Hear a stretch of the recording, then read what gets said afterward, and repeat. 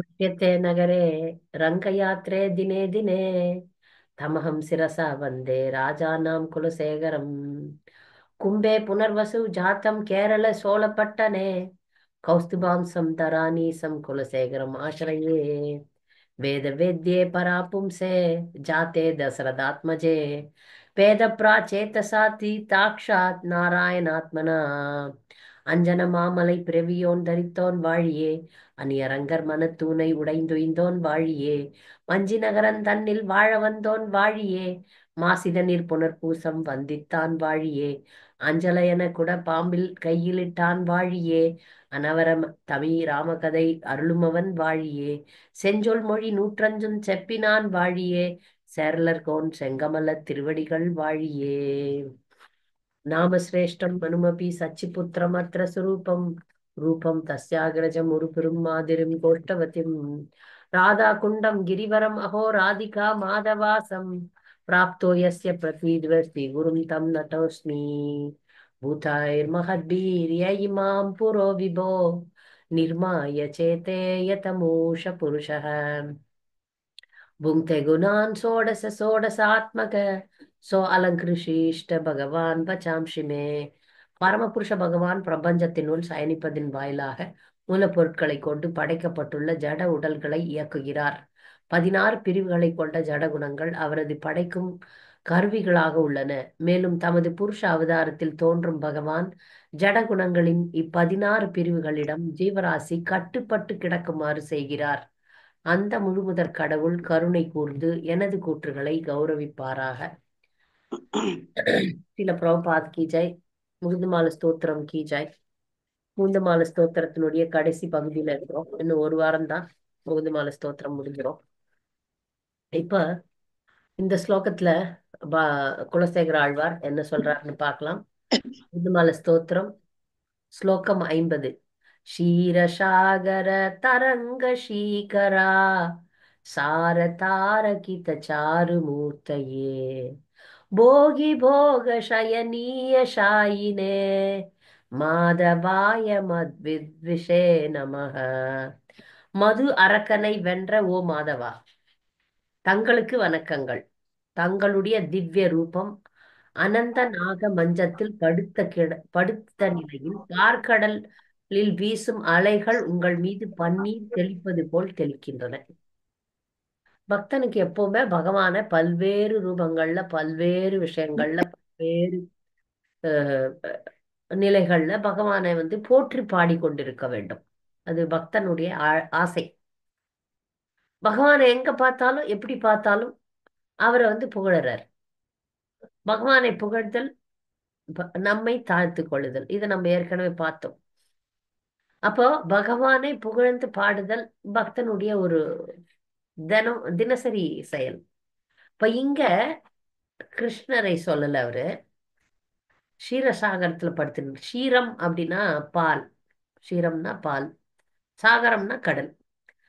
பார்க்கடல்ல படுத்துட்டு இருக்கிறாரு. யார் படுத்திருக்கிறது? சிரோதக சாய் விஷ்ணு. இந்த சிரோதக சாய் விஷ்ணு தான் இந்த உலகத்தை நிர்வகிப்பவர். இந்த உலகத்தை பராமரிக்கிறார் பாருங்க விஷ்ணு. அவர் சிரோதக சாய் விஷ்ணு தான். எல்லாருடைய இதயத்திலும் பரமாத்மாவாகி இருப்பவரும் அவர்தான். இப்ப இந்த தேவர்களுக்கெல்லாம் பிரச்சனை வந்ததுன்னா போய் நிப்பாங்க பாருங்க, பார்க்கடல் அந்த விளிம்புல நிப்பாங்க. பார்க்கடலுக்குள்ள ஸ்வேதா தீபம்னு ஒரு தீபம் இருக்கு. அங்க ஒரு வைகுண்டம் லோகம் இருக்கு. அங்கதான் அவர் பள்ளி கொண்டிருக்கிறார். பார்க்கடல்ல பள்ளி கொண்டிருக்கிறார். அந்த விஷ்ணு தான் நம்ம பிரச்சனைகள் எல்லாம் தீர்க்கக்கூடியவர். ஸ்ரீ வைஷ்ணவர்கள்லாம் விஷ்ணு கிட்ட தான் கிருஷ்ணர் வந்தார் அப்படின்னு சொல்றதுல ஒரு விதத்துல தப்பு கிடையாது. ஏன்னா இந்த உலகத்துக்கு பகவான் வரும்போது விஷ்ணு மூலியமா வர்றார். தேவகிக்கும் வசுதேவுக்கும் முதல்ல விஷ்ணு ரூபம் காமிச்சிட்டு அப்புறமா கிருஷ்ணரா வர்றார். அப்போ அது மாதிரி ஒரு கருத்து நிலவு வருது, உண்மைதான். ஆதி மூலம் கிருஷ்ணராக இருந்தாலும் இந்த உலகத்துல செயல்பட வரும்போது அவர் சிரோதக சாய் விஷ்ணு மூலமாக அவதரிக்கிறார், வரார். இந்த இடத்துல இந்த பாசுரத்துல இந்த ஸ்லோகத்துல முகுந்தமாலை ஆசிரியரான குலசேகர ஆழ்வார் சிரோதக சாய் விஷ்ணுவை தான் புகழ்றார். அப்போ இங்க வந்து மொழிபெயர் பொருளுரையில பல்வேறு வர்ணனைகள் பகவான் வந்து இப்ப விஷ்ணு ரூபத்துல நம்முடைய சம்பிரதாயத்துல விஷ்ணு ரூபத்துக்கு அவ்வளவு முக்கியத்துவம் இல்லைனாலும் ஆனாலும் அவர் அழகு இப்ப நம்முடைய குறிக்கோள் கிருஷ்ணர் தான், ராதா மாதவர், ஷியாம் சுந்தர் தான் நம்முடைய இலக்கு. நம்முடைய சம்பிரதாயத்தினுடைய இலக்கு ராதா ஷியாம் சுந்தர் தான். ஆனால் அவர் பல்வேறு அவதாரங்கள் எடுத்து வர்றார், பல்வேறு விரிவாங்கம் எடுக்கிறார். அதெல்லாம் பக்தர்கள் புகழறாங்க, அதெல்லாம் ரசிக்கிறாங்க. அந்த முகுந்தமாலை ஸ்தோத்திரம் நான் இந்த ஸ்லோகத்துல அவர் குறிப்பாக இந்த சிரோதக சாய் விஷ்ணுவை வர்ணிக்கிறார், எவ்வளவு அழகா இருக்கிறார் அப்படின்ட்டு. அவருடைய திருமேனி எப்படி இருக்குன்னா பவழ மலை மாதிரி இருக்கான். பவழம் எல்லாருக்கும் தெரியும், ஒரு துளியா பார்த்து தான் பழக்கம். பவழமே மலையா இருந்தா எப்படி இருக்கும்? இப்ப அந்த மலையா இருக்கு. அந்த பவழ மலையில வானம் எப்படி இருக்கும்? அதெல்லாம் விட பகவானுடைய திருமேனி இன்னும் அழகா இருக்கு. இந்த வானத்தை பார்க்கும்போது நமக்கு வந்து இப்படி இருப்பாரோ கிருஷ்ணர் அப்படின்னு தோணும். ஆனா அவரை விட மிஞ்சி அவருடைய அழகு இருக்கிறது. அதெல்லாம் இந்த பௌதிக விஷயங்களை விட அதிகமான அழகுடையவராக பெருமாள் இருக்கிறார், சிரோதக சாய் விஷ்ணு இருக்கிறார். அதனுடைய வர்ணனைகள் இங்க இருக்கு. இப்ப மலை உச்சி வந்து பளபளப்பா இருக்கும். மலை உச்சி எந்த மலையில பாத்தீங்கன்னா உச்சி மலை வந்து பளபளப்பா இருக்கும். அதை விட பளபளப்பாக பகவானுடைய கிரீடம் வந்து பளபளக்கிறது. அந்த அருவிகள் மலையில இருந்து கொட்டுற அருவிகள் மூலிகை எல்லாம் கலந்து வரும். அது பாத்தீங்கன்னா அஹ், மாலை மாதிரி தெரியும். பகவானுடைய திரு உடல், கைகள், அணிகலன்கள், இதெல்லாம் அது வந்து இந்த மலை காட்சியெல்லாம் விட மிக அதிகமான அழகுடையதாக இருக்கிறது. ஒப்பிட்டு ஒப்பிட்டு வந்து பாகவதத்திலும் மற்ற இடங்கள்லயும் பகவானுடைய திருமேனி எவ்வளவு அழகாக இருக்கிறது என்பதை குறிக்கிறார்கள். அவ்வளவுதான் இதனுடைய இந்த ஸ்லோகத்தினுடைய முக்கிய கருத்து. பகவானுடைய திருமேனி சச்சிதானந்தம். இது பௌதிக விஷயங்களோட வேற வழி இல்லை நமக்கு. எதோட பகவானுடைய கண்களை தாமரையோட நம பங்கஜ நாபாய நம பங்கஜ மாலினே நம பங்கஜ நேத்ராய, கண்கள், அஹ், நாபி, அவருடைய திருமேனி எல்லாத்தையும் மிக உயர்ந்த பொருள். இந்த நமக்கு தெரிஞ்சு இந்த உலகத்துல மிக உயர்ந்தது வந்து தாமரைப்பூ. அந்த தாமரை பூவோட ஒப்பிட்டு தானே குந்தி மகாராணி பாடுறாங்க, பூதேவி பாடுறாங்கன்னு பார்த்தோம், நேத்து பார்த்தோம் இல்லையா அந்த ஸ்லோகம். நம பங்கஜ நாபாய நம பங்கஜ மாலினே நம பங்கஜ நேத்ராய நமஸ்தே பங்கஜாங்கரையே.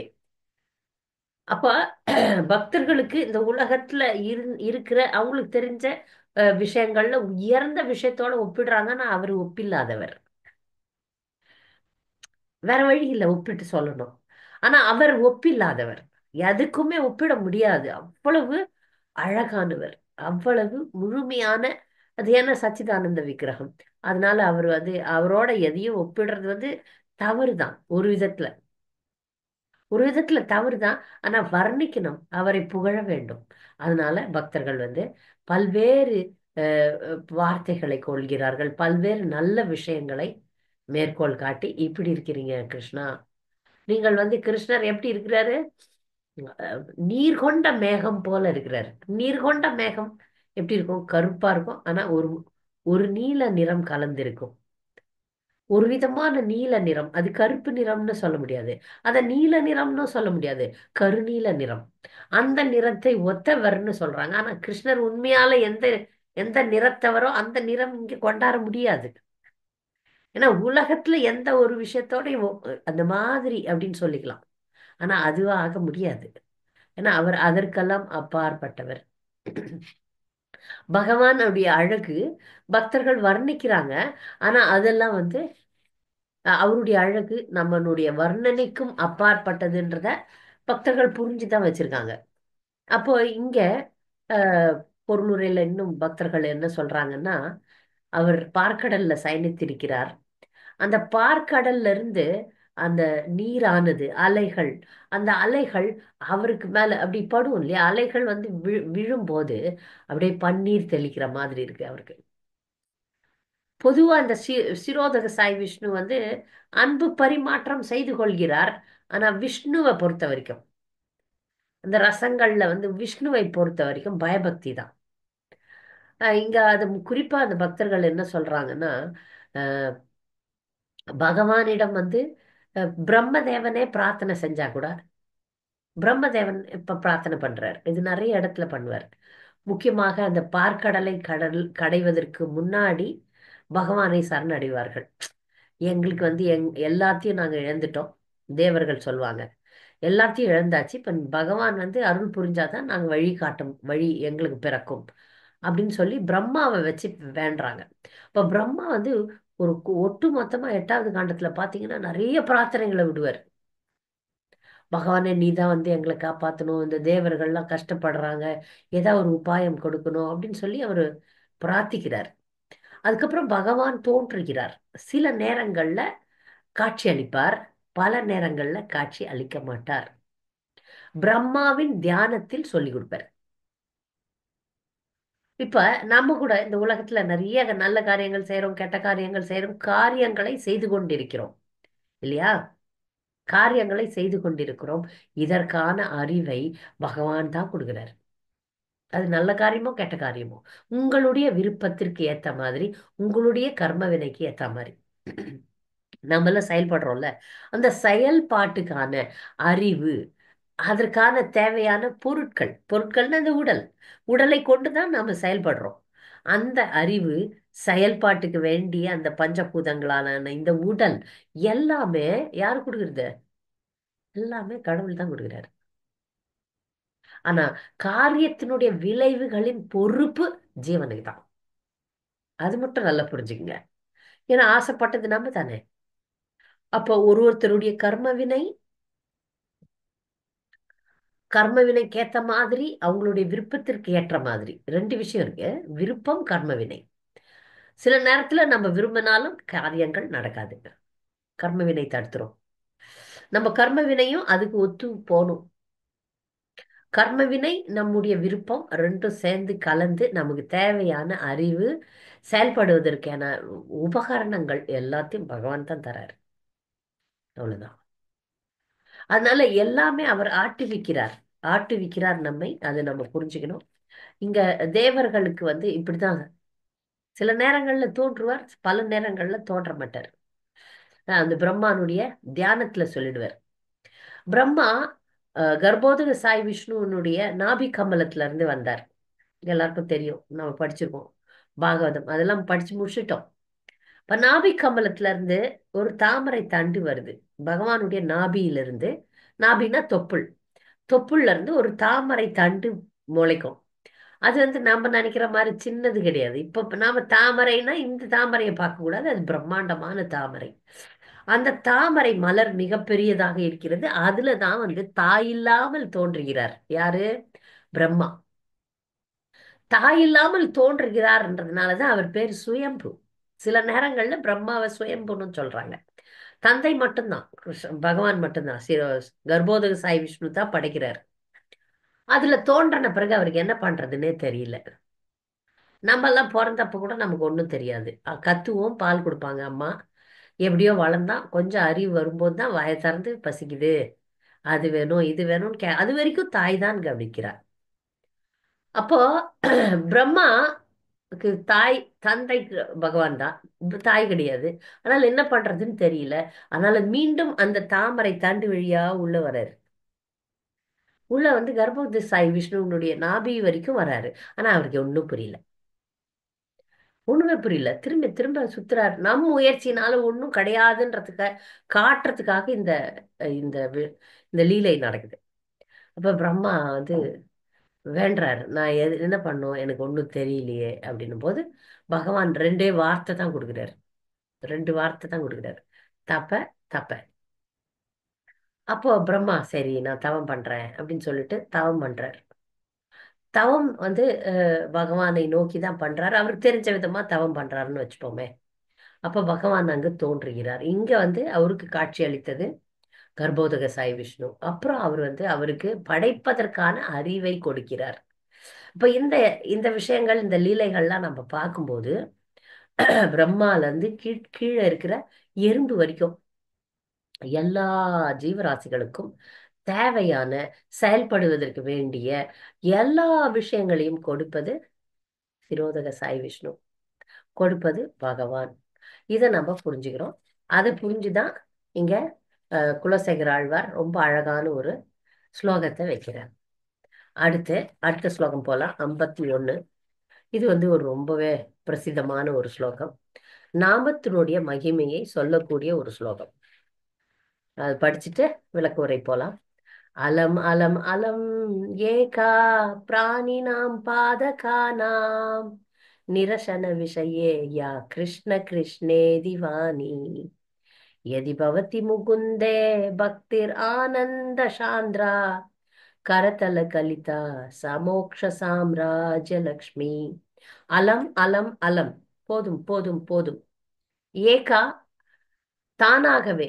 பிராணினாம், உயிர் வாழிகள். பாதகானாம், பாவங்கள். நிரசன, விரட்டி அடித்து. விஷயே, விஷயத்தில். யா, எது. கிருஷ்ண கிருஷ்ண கிருஷ்ண இதி, இப்படியாக. வாணி, வார்த்தைகள். எதி, இருந்தால். பவதி, இருக்கிறது. முகுந்தே, பிரபு முகுந்தருக்காக. பக்தி, பக்தி. ஆனந்த பரவசத்துடன். சாந்திரா, அடர்ந்த. கரதல, உள்ளங்கைகளில். கலிதா, கிடைக்கிறது. சா, அவள். பக்தி. மோக்ஷ, முக்தி. சாம்ராஜ்ய, செல்வாக்கு. லக்ஷ்மி, சம்பத்து. கிருஷ்ண கிருஷ்ண என்ற வார்த்தைகளே எல்லா உயிர்வாழிகளின் பாவங்களையும் போக்க வல்லவை. பிரபு முகுந்தரிடத்தில் யாருக்கு பக்தி இருக்கிறதோ அந்த பக்தி பரவச பெருக்கில் பக்தனின் உள்ளங்கைகளில் முக்தி, உலக செல்வாக்கு, செல்வம் ஆகியவற்றை தாங்கி நிற்கிறது. இந்த ஸ்லோகத்துக்கு 10 நாள் கூட விளக்கம் உரமை கொடுக்கலாம். ஏன்னா இது நாம மகிமையை சொல்லுது. நாம மகிமை தான் நமக்கு அல்டிமேட், அதான் இறுதி இலக்கே. நாமம் தான் நமக்கு இறுதி. நாமம் சொல்றது, நாமத்தை போற்றுவது, அதுதான் இந்த கலியுகத்தினுடைய தர்மமே. நாம ஜபம் தான் பக்தி பக்தி தோன்றுல இருக்கக்கூடிய விஷயங்கள்ல மிக மிக மிக முக்கியமானது. நாம சங்கீர்த்தனம், நாம ஜபம். அப்ப இங்க நாமத்தை பத்தி சொல்றார் குலசேகர ஆழ்வார். அது மட்டும் போதும். எது மட்டும் போதும்? நாமம் மட்டும் போதும். ஒரு முறை சொன்னா கூட போதும். ஒரே ஒரு முறை சொன்னா போதும். தெரிஞ்சோ தெரியாமலோ நாமம் ஒரு முறை சொன்னாலே போதும். அப்போ உணர்ந்து சொன்னா அதனுடைய பலன்களை என்னன்னு சொல்றது. அப்போ இங்க யாருக்கு முகுந்தனிடம் பக்தி இருக்கிறதோ, யார் பக்தியில சிறப்பா இருக்கிறாங்களோ அவங்களுக்கு மற்ற விஷயங்கள்லாம் தானாக வரும். அவங்களுடைய உள்ளங்கைகளில் முக்தி, உலக செல்வாக்கு, செல்வம் ஆகிய எல்லாம் அப்படி நிற்கும். கை கட்டி நிற்கும்னு பார்த்தோம்ல. முக்தி தேவி கை கட்டி நிற்பாள் அப்படின்னு பார்த்தோம். பக்தனுடைய வீட்டு வாசலில் முக்தி தேவி கை கட்டி நிற்பாள்னு நாம் பார்த்தோம் ஒரு ஸ்லோகத்துல. அந்த ஸ்லோகம் நான் சொல்றேன். மிக முக்கியமான ஸ்லோகம்லாம் அப்படி சொல்ல வரும்போது மறந்துடும். நான் சொல்றேன் அப்புறமா. அப்ப பக்தர்கள் யாரெல்லாம் எனக்கு வேற எதுவும் வேண்டாம், கிருஷ்ணரே வேணும், கிருஷ்ணருடைய சேவை தான் வேணும், பக்தனுக்கு நல்லா தெரிஞ்சிருக்கும். முக்தி எல்லாம் இரண்டாம் பட்சம் தான். இரண்டாம் பட்சம் தான். நீங்க வேற எந்த ஆன்மீகவாதிகள் பாத்தீங்கன்னாலும் முக்தி, மோட்சம் பத்தி நிறைய பேசுவாங்க. நமக்கு சைத்தன்ய மகாபிரபு மோட்சமே வேண்டான்றார். நாதனம் நாஜனம் நா சுந்தரி. அப்புறம் எனக்கு மோட்சமே வேண்டாம். ஆண்டாலும் சொல்றா, எனக்கு மோட்சம் வேணாம், எற்றைக்கும் ஏழு ஏழு பிறவிக்கும். அப்படின்னா என்ன அர்த்தம்? மோட்சத்தை அவ கேட்கவே இல்லை. மோட்சத்தை பத்தி பக்தர்கள் பேசுறதே கிடையாது. சேவையை பத்தி தான் பேசுறாங்க. நான் மோட்சத்தை விட சேவை முக்கியமானது. பகவானுக்கு கைங்கரியம் முக்கியமானது. நம்ம அதை விட முக்கியமானது பக்தர்களுடைய கைங்கரியம்னு ஏற்கனவே பார்த்துட்டோம். அப்போ பக்தர்கள் ஏன் எப்படி இந்த உயர்ந்த நிலைக்கு வர முடியும்னா பகவானுடைய நாம ஜபத்தினால. பகவானுடைய நாம ஜபத்தினுடைய அருமையை அறிந்தவர் யார் அப்படின்னா நாமாச்சாரியா ஸ்ரீலா ஹரிதாஸ் தாக்கூர். அதனால பக்தர்களே, ஜபம் பண்றதுக்கு முன்னாடி வேற என்ன பண்றீங்களோ பண்ணலையோ, நாமாச்சாரியா ஸ்ரீலா ஹரிதாஸ் தாக்கூருக்கு ஜெய் அப்படி சொல்லிட்டு ஜபம் பண்ணுங்க. ஜபம் நல்லா வந்துடும்.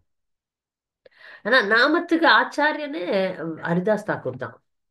அவர் வந்து நாமத்தினுடைய மகிமை உணர்ந்தவர் யாருன்னு பாத்தீங்கன்னா, நாமத்தினுடைய மகிமையை உணர்ந்தவர் யாருன்னு உங்களை கேட்டா நீங்க நாமாச்சாரியா ஹரிதாஸ் தாக்கூர் தான் சொல்ல முடியும். ஏன்னா வேற எதுவுமே அவர் பண்ணல. நாமம் தான், நாமம் தான், நாமம் தான். அவருக்கு பல முறை சோதனைகள் வந்தது. அந்த சோதனைகளை வெல்வதற்கான சக்தியும் நாமம் தான் கொடுத்தது. இப்போ ஒரு யோகி எடுத்துக்கலாம். இந்த பிரபுபாதர் அடிக்கடி எழுதுறார். நிறைய இடத்துல எழுதியிருக்கிறார். நீங்க பிரபுபாத் புத்தகம் படிச்சீங்கன்னா தெரியும். யோகி யாருன்னு பாத்தீங்கன்னா விஸ்வாமித்திரர். அவர் பாருங்க, தன் பலத்தில் பகவானை அடையணும் அப்படின்றதுக்காக தான் அவர் வந்து தவம் எல்லாம் பண்ணார். 2 முறை தவத்துல தோத்துட்டார். அவருடைய இலக்கை அடைய முடியல. ஒரு முறை மேனகா வந்து கழிச்சிருவா தவத்தை, அதனால சகுந்தலை பிறக்கும், குழந்தை பிறந்துருது. இன்னொரு முறை வந்து கோபப்பட்டுருவார். காமம் கோபம் ரெண்டுமே ஒண்ணுதான். கோபப்பட்டு தவ வலிமையெல்லாம் போயிடும். அதுக்கப்புறம் எப்போ அவர் ராமச்சந்திரருக்கு, பகவான் ராமருக்கு சேவை பண்றாரோ, அப்போதான் வந்து அவருக்கு வந்து உண்மையான பக்தி நிலை, அவருக்கு வந்து அவர் பிரம்ம ரிஷி பட்டம் வாங்குறார், அதெல்லாம் கிடைக்கும். அப்போ ஆனால் இப்ப இவர் வந்து இவ்வளவு பெரிய முனிவர். ஆனா ஹரிதாஸ் தாக்கூர் ஒரு சாதாரண இஸ்லாமியர். ஒப்பிட்டு பாருங்க. இவர் மிக தவசி, தவங்கள் செய்து சக்தி வாய்ந்த முனிவர். ஆனா ஹரிதாஸ் தாக்கூர் ஒரு சாதாரண மிலேச்ச குடும்பத்தில் பிறந்த சாதாரண இஸ்லாமியர். ஆனா இவருக்கு மாயாதேவியே சோதனை வைக்கிறாங்க. அவருக்கு சோதனை வச்சது இந்திரதேவன். இங்க மாயாதேவி, ஸ்வயம் மாயாதேவி வராங்க. ஒரு முறை விலை மாது அனுப்புறாங்க. அந்த விலை மாது பக்தரா மாறிடுறா. இன்னொரு முறை மாயாதேவியே வராங்க. அவர் அசைக்க முடியல. ஏன்னா நாமம், நாமம் உலகத்துல இருக்கிற எல்லா விஷயங்களிலும் சக்தி வாய்ந்தது. நாமத்தை வந்து நாமத்தினுடைய புகழைய வந்து நம்ம சாதாரண மக்கள் கிட்ட கொடுக்க முடியாது. ஆனால் நாமத்தினுடைய மகிமை வந்து ப- பல நேரங்கள்ல நமக்கு சாஸ்திரங்கள் சொல்லுது, அதை ஒப்பிடவே முடியாது. பகவானை விட பகவானுடைய நாமத்துக்கு சக்தி அதிகம்.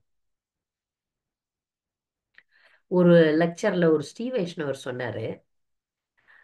ஒரு இடத்துல வந்து அந்த ஸ்ரீ வைஷ்ணவர், டிராஃபிக் ஓடின்னு இருக்கு. அவர் வந்து வண்டியில போறாரு, எங்கேயோ அவசரமா ஒரு ஒரு ப்ரோக்ராம், பக்தி ப்ரோக்ராம், அதுக்கு போயிட்டு இருக்கிறார். அப்போ வந்து ஒரு சிக்னல்ல கிராஸ் பண்ணிட்டார். உடனே போலீஸ் பிடிச்சிடுச்சு. அப்போ வந்து அவர் பார்த்துட்டு, ஐரே நீ கூட வா அப்படின்றாங்க போலீஸ்காரன். ஏன்னா இப்ப உலக மக்களுக்கு வந்து பக்தர்கள், ஐயர்கள் தவறு செய்யக்கூடாது. நீங்க கூட இந்த மாதிரி பண்ணலாமா அப்படின்ற கேள்வி வந்துரும். அதனால பக்தர்களாகிய நாம வந்து நாமம் திருநாமம் தெரித்து கொண்டு கட்டி மாலை போட்டுன்னு வேற காரியங்கள்லாம் பண்ண முடியாது. ஏன்னா மக்கள் பார்ப்பாங்க, நீங்களாம் இந்த வேலை பண்றீங்களா. ஆனா அவர் வந்து இப்போ பிடிபட்டுட்டோம், என்னப்பா தப்பிக்கணும். அவருக்கு வந்து ஒரு மிகப்பெரிய போலீஸ் அதிகாரி தெரியும். அப்போ உடனே அந்த அதிகாரியினுடைய பேரை சொல்லி, அவரு அவர் எனக்கு ரொம்ப வேண்டியப்பட்டவர் அப்படின்னு சொல்லியிருக்காரு. சொன்ன உடனே அவரை விட்டுட்டாங்க. ஓ, அவரா? போங்க அப்படின்னு அனுப்பிச்சிட்டாங்க. அப்ப அவர் அதுல சொல்றாரு, அந்த அதிகாரியே வந்திருந்தா கூட அந்த அளவுக்கு எனக்கு துரிதமா வேலை நடந்திருக்காது. அந்த அதிகாரியினுடைய பெயர் நான் பயன்படுத்தி கொண்டேன். ஏன்னா எனக்கு வந்து அன்னைக்கு பக்தி காரியம் அவசரமா போகணும். அதனால அதனால சில நேரங்கள்ல, பல நேரங்கள்ல பகவானே நேர்ல வந்தா கூட காரியத்தை காரியம் அவ்வளவு நடக்குமான்னு தெரியல. நாமத்துக்கு வந்து அதாவது நாமத்தினுடைய சக்தியை பேசுவதற்காக பக்தர்கள் சொல்றாங்க. நாமத்துக்கு அவ்வளவு சக்தி உண்டு. பகவன் நாமம் வந்து சகலத்தையும் கொடுக்கக்கூடியது. பகவானுடைய நாமம். அதனால பக்தர்களாகிய நாம வந்து மிக அதிகமான பற்று கொள்ள வேண்டும் நாமத்துல.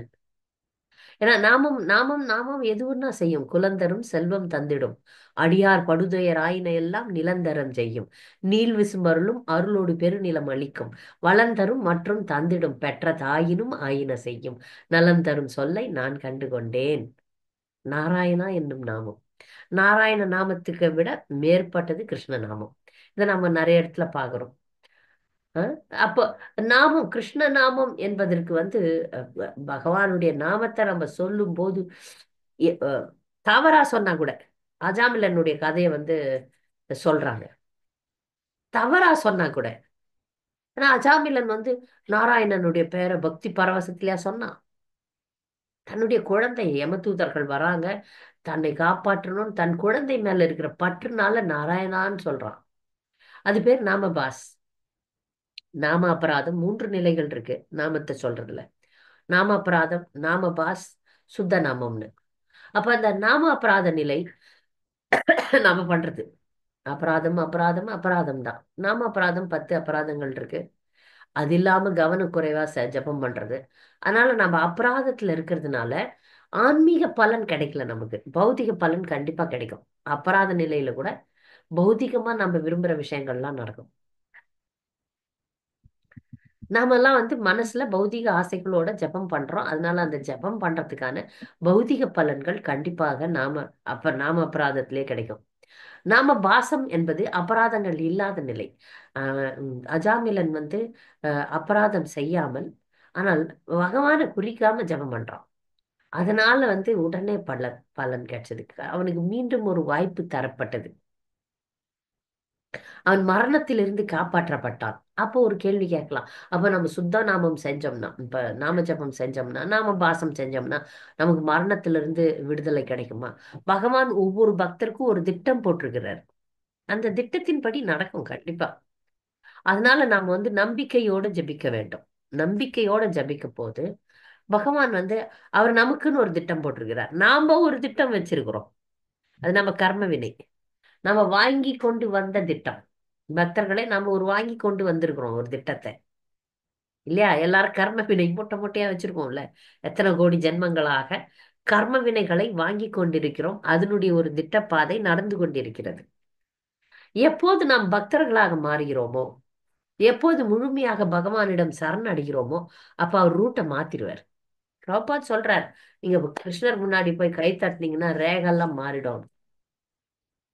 பல விஷயங்களை பகவான் மாற்றி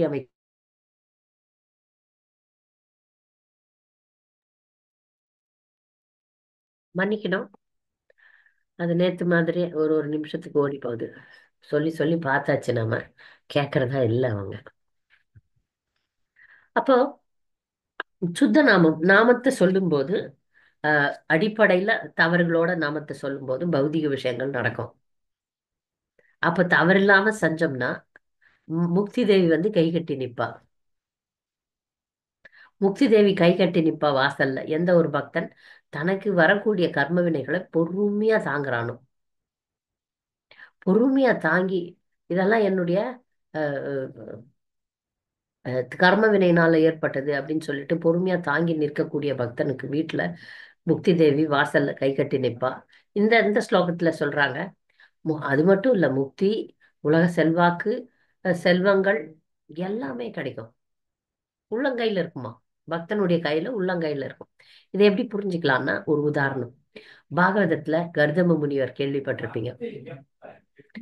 கர்தம முனிவர் மிகப்பெரிய பக்தர். ஆனா அது சத்திய யுகம்ன்றதுனால அவர் தவம் செய்து கொண்டிருந்தார். தவம் செய்து கொண்டிருக்கும் போது அவருக்கு ஒரு ஆசை வந்தது, திருமணம் செய்து கொள்ள வேண்டும்னு. அவர் எவ்வளவு பெரிய பக்தர்ன்றதுனால அந்த ஆசையை அவருக்கு பிடிக்கல. ஆனாலும் வந்துடுச்சு. அதனால பகவான் கிட்ட கேக்குறாரு, எனக்கு திருமணம் செய்து கொள்ளணும்னு ஒரு ஆசை வந்துடுச்சு. இது தவறான ஆசை, மன்னிக்க வேண்டும் அப்படின்னு சொல்லிட்டு தன்னை சரணடைகிறார். ஆமா, என்கிட்ட இந்த பெரிய தவறு ஏற்படுகிறதுன்னு சொல்றாரு. பகவான் கிட்ட சொல்லிட்டு மீண்டும் தவம் புரிகிறார். இப்படிதான் பக்தர்கள் இருக்க வேண்டும். நமக்கு ஒரு ஆசை இருக்குனாலும் பகவான் கிட்ட கொடுத்துட்டு நம்ம பக்தி தொண்டை தொடர்ந்து செய்ய வேண்டும். அப்போ அங்க பகவான் அதுக்கான ஏற்பாட்டை பண்றாரு. கர்தம முனிவருக்கு தகுதி வாய்ந்த மனைவி தேவதி. அதை ஏற்பாடு பண்ணிடுறாரு. பண்ணிட்டு அந்த திருமணமும் நடக்கிறது. ஆனால் திருமணம் செய்து கொண்டு கூட கர்தம முனிவர் அவர் திருமணத்தை பற்றி யோசிக்க கூட இல்லை. இப்ப ஒரு ராணி, இளவரசி தன்னிடம் தன் மனைவியாக இருக்கிறாள்ன்றது கூட மறந்து போய் திருமணம் தவம் செய்யறார். அப்ப அவரால் சாதிக்க முடியாத காரியம் எதுவுமே கிடையாது கர்தம முனிவரால. ஆனாலும் அவர் எளிமையான வாழ்க்கை தான் வாழ்ந்து கொண்டிருக்கிறார். அவருக்கு சேவை செஞ்சு செஞ்சு அந்த தேவூதி என்ற இளவரசி அப்படியே ஒரு காய்ந்து போய் தீந்து போய் அப்படியே உருமாறி போய் விடுகிறாள். அப்படித்தான் வர்ணனை வருது பாகவதம்ல. உலக அழகி யாரு? தேவூதி. ஆனா இவருக்கு சேவை செஞ்சு செஞ்சு காட்டுலயும் குடிசையிலயும் அவ ராணி, அவ இளவரசி. அதெல்லாம் விட்டுட்டு இங்க வந்து, அது உலகத்தினுடைய ராணி, சாதாரண ராணி கூட கிடையாது. மனுவனுடைய மகள்னும் போது உலகத்துக்கே ராஜா மனு. அப்படிப்பட்ட பெண் வந்து இங்க வந்து தேஞ்சு போய் கருகி போறா. திரும்பி பல பல ஆண்டுகள் கழிச்சு திரும்பி பார்க்கறார். ஓ, எனக்கு திருமணம் ஆயிடுச்சா? ஓ, எனக்கு மனைவி கூட இருக்கிறா? அப்புறம் அவர் கேட்கிறார், ஓ, நீ ரொம்ப அழகா இருந்த, நல்லா இருந்த, என்னம்மா ஆச்சு உனக்கு, என்னம்மா ஆச்சு? சேவை செஞ்சு செஞ்சு இப்படி ஆயிட்டியா அப்படின்னு யோசிக்கிறார். சரி, இவளை சுகப்படுத்துவது என்னுடைய கடமை. இவளுக்கு வந்து தேவையான குழந்தைகள்லாம் தரணும், அதெல்லாம் என் கடமை யோசிக்கிறார். பறக்கும் கோள் ஏற்படும். நம்ம எல்லாம் விமானத்துல போயிருக்கோம். ஆனா பறக்கும் ஒரு உலகம் பார்த்திருக்க முடியுமா? அதை வந்து உருவாக்குகிறார். அந்த அளவுக்கு சக்தி இருந்தது அவருக்கு. இந்த கதையை சொல்றதுக்கான காரணம் என்னன்னா, ஒரு பக்தன்னா அவனால முடியாதது எதுவுமே கிடையாது. அவங்க செய்யறது இல்ல.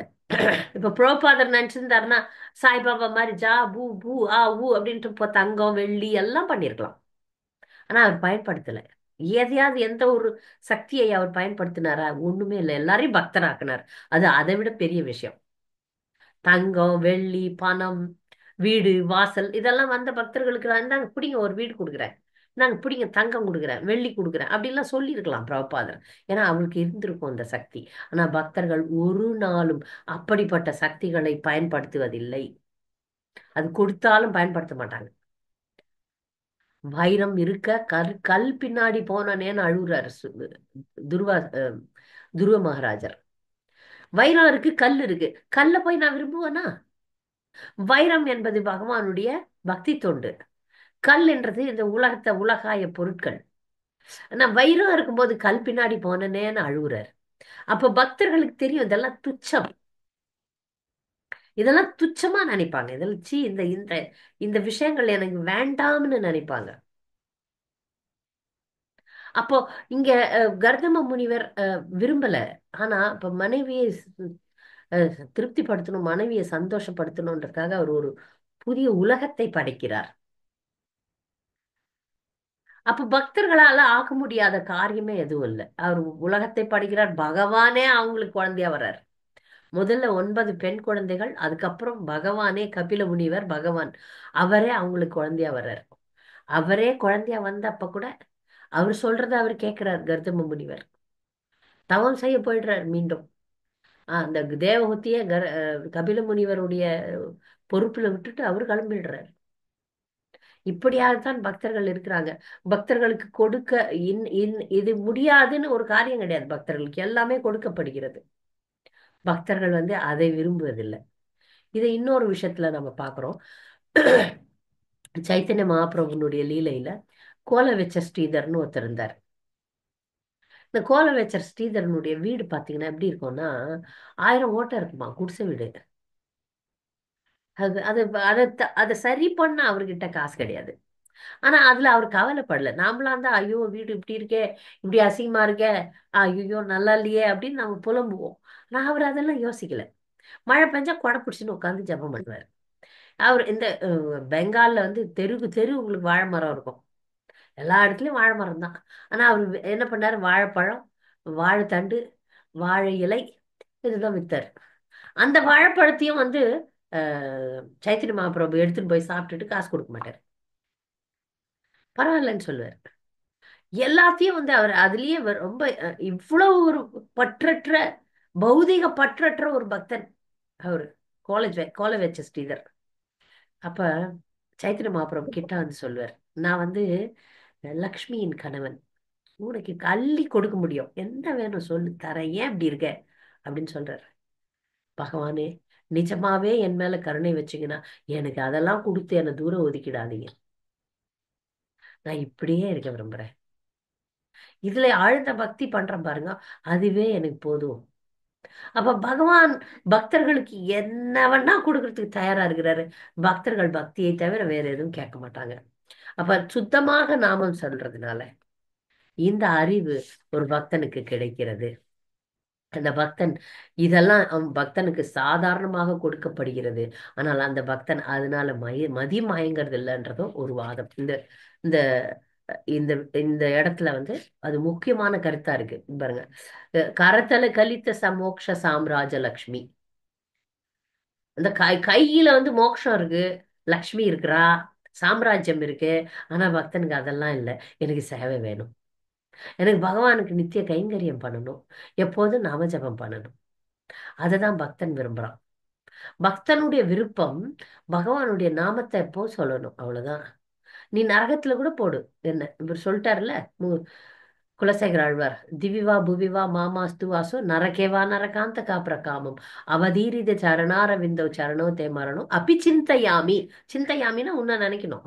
நீ நரகத்துல போடு, சொர்க்கத்துல போடு, எங்கன்னா போட்டுரு. ஆனா நான் எப்பவுமே உன்னை நினைக்கணும். எனக்கு வந்து முக்கியமான விஷயம், நான் எப்பொழுதும் உன்னை நினைத்து கொண்டிருப்பேனாக, எப்பொழுதும் உன் நாம ஜெபம் செய்வேனாக. நினைன்னா நாம ஜெபம்.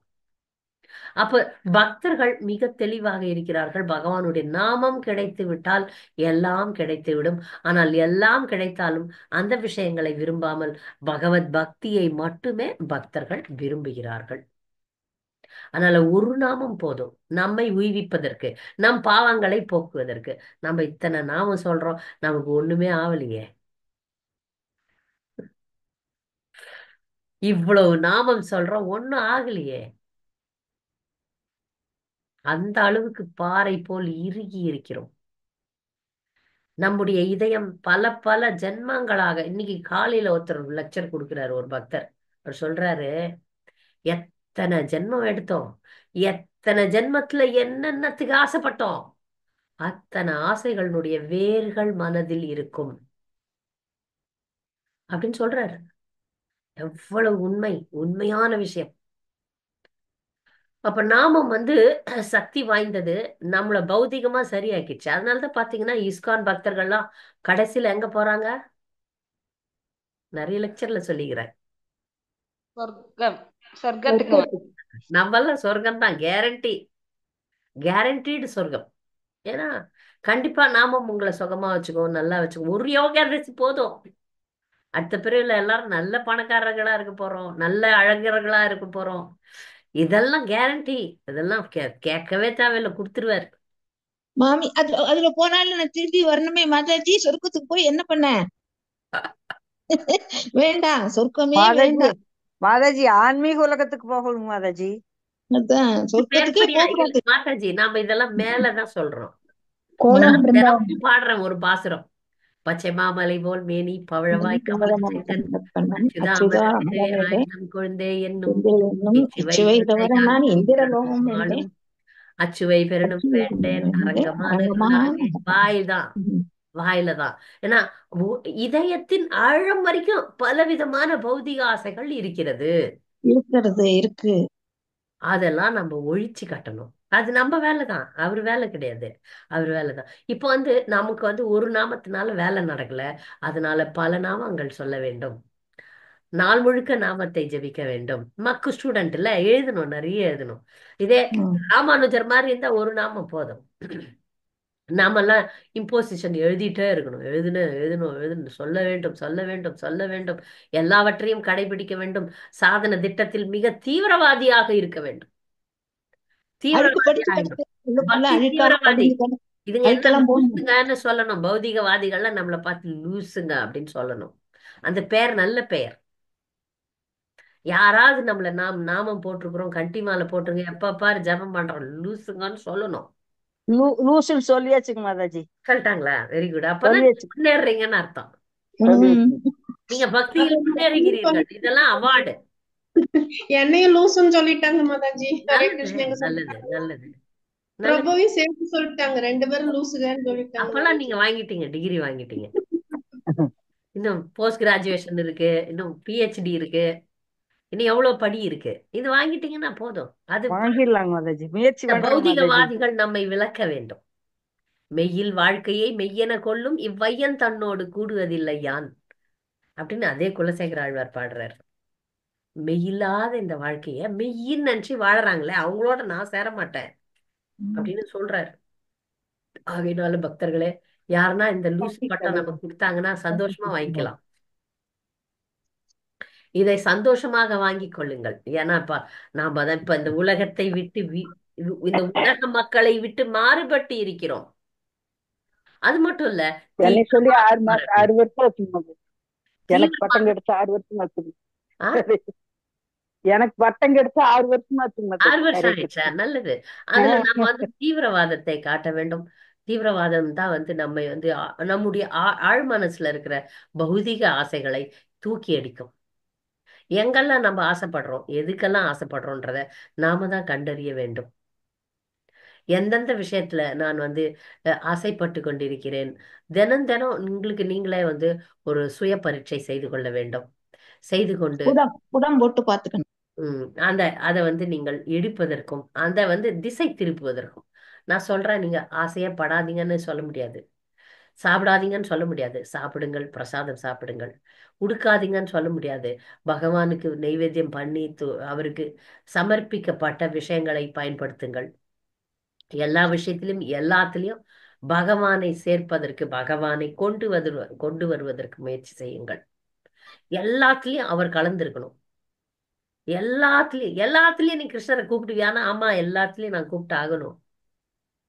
எல்லாத்துலயும் இருக்கணும். அவருடைய நாமம் அந்த அளவுக்கு ஒவ்வொரு செல்லுலயும் அர்ஜுனனுடைய ஒவ்வொரு ஒவ்வொரு உடலில் இருக்கும் ஒவ்வொரு ரோமமும் பகவானுடைய நாமத்தை சொல்லிச்சான்.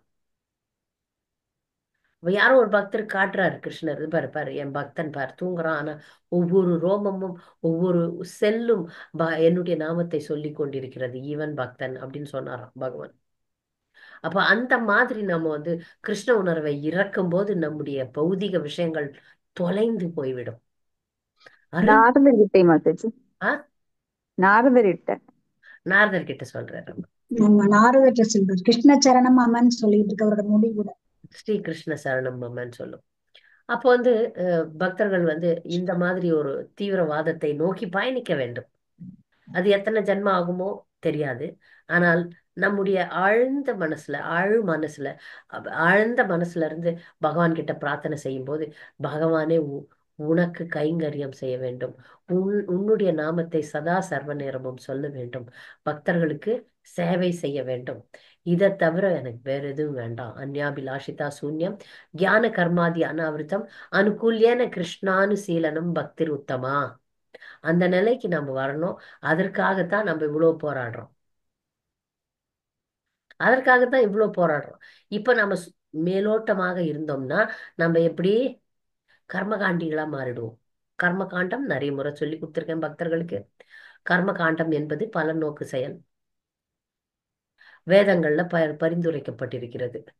அதை நம்ம ஹரிநாமத்தையே கர்மகாண்ட செயலா செஞ்சுட்டோம்னு வச்சுக்கோங்க, அவ்வளவுதான், முடிஞ்சு போச்சு. எல்லாரும் போய் சொர்க்கத்துல சோமபானம் குடிச்சுக்கிட்டு அப்சரர்களோட ரொம்ப நாள் வாழ்வோம். வேற ஒண்ணும் இல்ல. சொர்க்கத்துக்கு போறோம், ரொம்ப நாள் வாழ போறோம். வாழ்ந்துட்டு பொன்னியம் எல்லாம் முடிஞ்ச பிறகு கழுத்து பிடிச்சி கீழே தள்ளுவாங்க. நம்மளுடைய பக்தி அதுக்குதான் பிரபுபாதர் அடிக்கடி ஒரு விஷயத்த எழுதுவார். அந்த அறம் பத்தி எழுதுவார். கெட்டவங்களா இருக்காதீங்க, 4 விதிமுறைகளை கடைபிடிங்க. என்னத்துக்கு திருப்பி திருப்பி நான்கு விதிமுறைகளை கடைபிடிங்க, ஒழுங்காருங்கன்னு சொல்றதுல இதெல்லாம் அந்த பௌத்திகவாதிகளுக்கு சொல்றாங்க, நமக்கு இல்ல அப்படின்னு நாம நினைச்சுக்கிறோம். நாம தான் தீட்சை வாங்கிட்டோமே, நம்ம நினைச்சுக்கிறோம் அதான் அதெல்லாம் பௌதிகவாதிகளுக்கு. நான் தான் தீட்சை வாங்கி பக்தர் ஆயிட்டனே அப்படின்னு நினைச்சுக்கிறோம். ஆனால் பக்தர்களே, இதெல்லாம் நமக்கு தான் அவர் எழுதி வச்சார், நமக்கு தான் எழுதி வச்சிருக்கிறார். அதனால நாம் தான் மிக தீவிரமாக அவர் சொன்ன விஷயங்களை கடைபிடிக்க வேண்டும். பக்தர்களுக்கு ஏதாவது கேள்விகள், கூடுதல் கருத்துக்கள் இருந்தா தெரிவிக்கலாம். பயம் ஜாஸ்தி ஆயிட்டே வருது. கேட்க கேட்க பயம் ஜாஸ்தி ஆயிட்டே வருது. ஐயோ நம்ம இருக்கலையே அப்படின்னு. இல்ல, பயப்படாதீங்க. ஏன் பயப்படணும்? முயற்சி செய்ய வேண்டும். நான் சொல்றது பயம் கிடையாது. இதெல்லாம் புரிஞ்சிச்சு இல்ல, முயற்சி செய்து கொண்டே இருக்கணும். பயம் நம்ம என்ன அதுக்கு வரலையே அப்படி ஒரு தாபம் வர முடியாம இப்படியே இதுலயே இருந்து என்னவோ கிருஷ்ணன் நம்மள இந்த பக்கமா எடுத்து விட்டுட்டார். அந்த உறவுகள் எல்லாம் அவனுக்கு வேண்டாம்னு விட்டுட்டார். அது ஒரு பெரிய ரிலீஃப். அதனால என்ன அந்த தீவிரம் வரலையோ, நம்ம உடம்பு பார்த்துட்டு இருக்கோமோ அப்படின்னு நான் எனக்கு நினைச்சேன். தீவிரவாதத்துக்கு முயற்சி பண்ணிக்கிட்டே இருக்கணும், கேட்கணும், படிக்கணும், ஜபிக்கணும். எந்தெந்த விட எல்லாரும் சொல்லுவாங்க மாமி அது போகக்கூடாது, மாமியை பாரு எப்ப பாரு ஏதோ ஒண்ணு வச்சுட்டு எழுதிட்டு இருப்பா, இல்லைன்னா படிச்சுட்டு இருப்பா. மாமி அதுக்கு போனா மாமி பேச மாட்டா அப்படின்னு யாரும் வரமாட்டாங்க பாத்துக்க. நல்லது. ம். சரி ம். சரி. இப்ப ஹரே கிருஷ்ண வேற யாரோ மாதாஜி. கேள்வி கேக்குறாங்க, அவங்கள கேட்கலாம். சொல்லுங்க. யாரோ கேள்வி கேக்குறாங்க. விஷ்ணு, ஹரே கிருஷ்ண மாதாஜி. ஹரே கிருஷ்ணா. சொல்லுங்க விஷ்ணு பிரியா மாதாஜி, சொல்லுங்க. தண்டவத் பிரணாம் மாதாஜி. தண்டன். மாதாஜி, இந்த இந்த கர்மம் வந்து நாமளே பண்ணந்தா இல்ல அந்த மூலியமா வருதுன்னு எப்படி தெரிஞ்சுக்கிறது மாதாஜி? இது வந்து ரொம்ப ரொம்ப வருஷமா கன்ஃபியூஸ். எத்தனை கேள்வி கேட்டாலும் கன்ஃபியூஸ் போக மாட்டேங்குது மாதாஜி. இது நம்மளோட விருப்பமா? நம்மளுக்கு வருதல்ல வாழ்க்கையில ஒரு தொந்தரங்கள், அது நம்மளோட விருப்பமா இல்ல கர்ம வினயமா? எப்படி தெரிஞ்சுக்கிறது மாதாஜி? யாரும் வந்து இப்ப நமக்கு கெட்டது நோய் வரணும்னு யாருன்னா விரும்புறோமா? விரும்பல. ஆஹ் ஆஹ் அதெல்லாம் கர்ம வினைதான். முன்னாடி நாம பண்ண நல்லது கெட்டதுகள் இருக்குல்ல. நல்ல விஷயங்கள் நமக்கு நல்லது செய்து, கெட்ட விஷயங்கள் கெட்டது செய்து. ஓ அப்படி இல்ல, இது எப்படி புரிஞ்சுக்கிறது? இது பகவான் மூலியமா வருதா இல்ல? காலையில ஒரு லெக்சர் கேட்டேன் இன்னைக்கு மார்னிங். கிருஷ்ணருக்கு தெரியாம எதுவுமே இல்லன்னு எல்லா ஒரு பூத்தனாவோட ஸ்டோரி இருந்துச்சு இன்னைக்கு காலையில கிளாஸ் கிட்ட. சோ அது பூத்தனா வந்து பூத்தனாவை பாக்குறதுக்கு கிருஷ்ணருக்கு விருப்பமே இல்லை. ஏன்னா அவங்க பெரிய ராட்சசல்ல, அதனால. சோ அந்த ஆனா கிருஷ்ணருக்கு தெரியாம எந்த இதுவுமே நடக்க போறது இல்ல. அப்புறம் நம்ம இச்சையும் எப்படி மாதாஜி? இது நாம இச்சைப்பட்டுதான் வந்துச்சு இல்ல இது கர்ம வினை நம்மளுக்கு போன பிவிஎஸ் கர்மா மூலியமா வந்திருக்குதுன்னு எப்படி புரிஞ்சுக்கிறது? இப்ப வந்து பகவத்கீதையில ஒரு ஸ்லோகம் இருக்கு. கர்மனோஹி போதவ்யம் போதவ்யம் ஹி கர்மனஹ அப்படின்ட்டு. கர்ம வினையினுடைய நுணுக்கங்களை புரிந்து கொள்வது கடினம் அப்படின்றது உண்மையான விளக்கம். கர்ம வினை எப்படி செயல்படுதுன்னா, ஏதோ ஒரு செயல், நல்ல செயல் பண்ணீங்கன்னா நல்லது வரும், கெட்ட செயல் பண்ணீங்கன்னா கெட்டது வரும், பக்தி செயல் பண்ணீங்கன்னா பக்தி வரும்.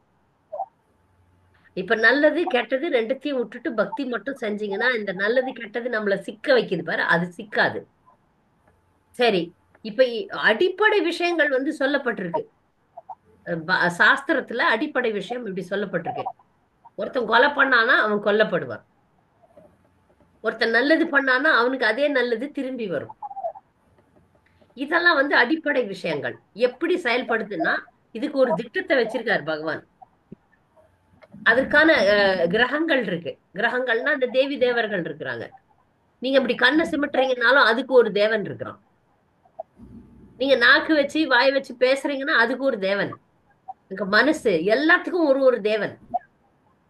சோ இந்த தேவி தேவர்களை வைத்து நம்மை ஆட்டுவிக்கிறார் பகவான். சரியா? இதுல உங்க விருப்பம்னு ஒண்ணு இருக்கு. விருப்பம்னு ஒண்ணு இருக்கு. ஆனால் இந்த முக்குணங்கள் இருக்கு பாருங்க, சத்வ ரஜோ தமோ குணம். அந்த முக்குணங்கள் வந்து நம்மள வந்து ஆசை காட்டி ஆசை காட்டி ஆசை காட்டி நம்மளை அலைக்கழிக்கும். 3 குணமும் தப்புதான். சத்துவ குணத்தை கூட விட்டாதான் நம்ம வந்து கிருஷ்ணர்கிட்ட போக முடியும். சுத்த சத்துவம்னு சொல்றாங்க, அது நிலை வேற. இப்ப நல்லவர்களா இருக்கிறது கூட இங்க வந்து உங்களை பந்தவிக்கும். நீங்க ஒரு நல்ல காரியம் பண்றீங்கன்னு வச்சுங்க. நிறைய பேர் நான் நல்ல காரியம் பண்ணும்போது மாதாஜி உங்களுக்கு புண்ணியம் வரும், எனக்கு அப்படியே பக்குன்னு அடிக்கும். எந்த அளவுக்கு கெட்ட காரியம் பண்ணி பாவம் வருதோ அதை பார்த்து பயப்படுறோமோ, அதே மாதிரி நல்ல காரியம் பண்ணி புண்ணியம் வருது பாரு, அதுவும் பயப்படணும். ஏன்னா அது நம்மளுக்கு அடுத்த பிறவில அதே நல்ல காரியம் உங்களுக்கு நடக்கும். அப்பனா நீங்க இங்க வரணும்ல. நாம் காரியங்களை கிருஷ்ணருக்காக மட்டுமே செய்ய வேண்டும்.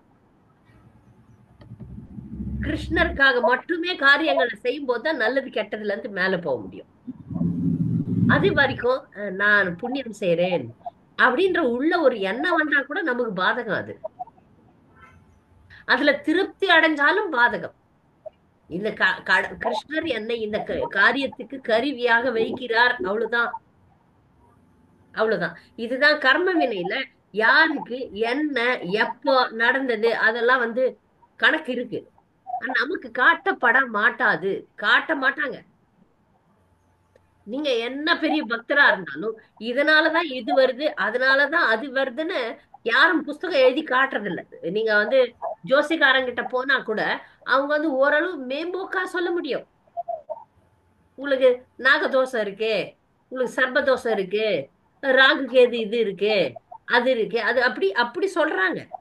ஆனால் இந்த காரியம் நீங்க பண்ணீங்க, இந்த பிறவியில இந்த காரியம் பண்ணீங்க, அதனால இவ்வளவு கஷ்டப்படுறீங்க அப்படின்ற விளக்கத்தை வந்து தர்றது கிடையாது. அதுக்குதான் பகவத்கீதை ஸ்லோகம் கர்மனோஹி போதவ்யம்னு சொல்லுது. நுணுக்கங்களை அறிவது கடினம். அப்ப மேம்போக்கா மேல பக்கமா சொல்லிட்டாங்க. இப்போ ஒரு வீடு பத்தி எரியுது, தக தகன்னு எரியுது, என்ன பண்ணுவீங்க விஷ்ணு பிரியா? போய் தண்ணி ஊத்தி அவள் தானே பண்ணுவீங்க. யார் இந்த வீட்டுக்கு தீ வச்சதே? முதல்ல அந்த தீ வச்சவனை கூப்பிடு, அவனை நான் ஜெயிலுக்கு அனுப்பணும், கண்டுபிடி அப்படின்னு கண்டுபிடிச்சு உட்காந்துருந்தீங்கன்னா வீடு பஸ்மம் ஆயிடும் ஒரே நிமிஷத்துல. ஆமா மாதாஜி. அப்ப அதை பத்தி கவலைப்படாம வீடு அணைக்கணும். இப்ப நம்மளுடைய கவலை என் கர்ம வினை, நான் என்னத்துக்கு பொண்ணா பிறந்தேன், நான் என்னத்துக்கு இது ஆச்சு, எனக்கு ஏன் அது ஆச்சு அப்படின்றத விட இதை விட்டு வெளியே போயிடலாம். கர்ம வினைனால்தான் இவ்வளவு கஷ்டம் நான் அனுபவிக்கிறேன். இப்ப நமக்கு ஆச்சாரியர்கள் சொல்லியிருக்காங்க, நாம ஜபம் பண்ணு, பகவானுக்கு கைங்கரியம் பண்ணு, உன்னுடைய இயற்கை நீ பகவானுடைய பக்தன், அந்த நிலைக்கு நீ வா, அதை நீ மறந்துட்ட அப்படி சொல்றாங்க. அதை மட்டும் செய்வோம். நான் என்ன பாவம் பண்ணணும், ஏன் எனக்கு இந்த கஷ்டம் புலம்புறோம்ல, அது புலம்ப தேவை. எல்லாரும் பாவம் பண்ண வச்சுதான் பௌதிக உலகத்துல இருக்கிறோம். அது மட்டும் புரிஞ்சுப்போம். புரிஞ்சின் முதல்ல வீட்டுல தீ வருது இல்ல, அதை அணைக்க பார்ப்போம். இல்லைன்னா என்ன ஆகும், அது செய்யலன்னா என்ன ஆகும் சொல்லட்டா ஒரு கதை. இங்க நம்ம தாரன்பூர் ரோட்ல ஒரு பக்தன் இல்ல, ஏதோ ஒரு பையன், பெங்காலி பையன், அவன் ஒரு பாம்பு கடிச்சிச்சு. பாம்பு கடிச்சா என்ன பண்ணணும்? அது ரத்தம், அது காலு கெட்டியா கட்டி ஆஸ்பத்திரிக்கு ஓடுவேன். இதுதான் நான் பார்த்தது. ஒரு கரெக்டா? அது செய்யணும்ல. அதை விட்டுட்டு என்ன பண்ணா, என்ன கடிச்ச பாம்பு எங்க, அந்த பாம்பு கடிச்சிட்டு எங்க ஓடிடுச்சு இல்ல, அது பின்னாடியே ஓடனான். அதுக்கு எவ்வளவு நேரம் ஆயிருக்கும்? அதை தேடினான், கண்டுபிடிச்சான், எடுத்தான், அடிச்சான், சாகடிச்சான். சரியா? அதுக்குள்ள இவன் விட்டு போயிடுச்சு. சாகடிச்ச பிறகு இவனும் செத்துட்டான். ஏன்னா நேரம் ஆகி போச்சு, விஷம் மண்டைக்கு ஏறிடுச்சு. அழகா பேசாம அந்த பாம்பு ஏதோ கடிச்சிடுச்சு, பரவாயில்ல, நம்ம இதுல இங்கே நிறைய பேர் பாம்பு விஷம் எடுக்கிறவங்க இருக்கிறாங்க, மந்திரம் சொல்லி எடுக்கக்கூடிய சக்தி வாய்ந்த மக்கள் இருக்கிறாங்க. இங்கே அங்கேயாவது போயிருக்கலாம், இங்கே யாரும் இருக்கிறாங்களா? அங்க அவங்க நாகத்தை வச்சு கும்பிடுறாங்க, ஏதோ மந்திரம் சொல்லுவாங்க, அது விஷம் இறங்கிடும். அதை விட்டுட்டு நான் பாம்பை கண்டுபிடிச்சு அடிச்சு பழி வாங்கிட்டு அப்புறம் பாக்குறேன்னா என்ன அர்த்தம்? போயிடுச்சு உயிர். சோ நாம கர்ம வினைகளின் ஆராய்ச்சியில் இறங்கினோம் என்றால் நம்முடைய வாழ்நாள் வீணாகிவிடும். வீணாகிவிடும். இப்ப நான் இப்ப ஒரு யூடியூப்ல ஒரு விஷயத்த பார்த்தேன். அவங்க ஒரு பெண் இருக்கிறா, அவங்க இந்த சைக்காலஜிஸ்ட் தான். அவங்க கிட்ட நிறைய மக்கள் வராங்க. அவங்களுடைய தொழில் எப்படின்னா, அவங்க என்ன சொல்றது, ஹிப்னாசிஸ்னு ஒரு ப்ராசஸ் இருக்கு. அதை பண்ணி அவங்களுடைய முற்பிறவிகளை கண்டுபிடிக்கிறாங்க.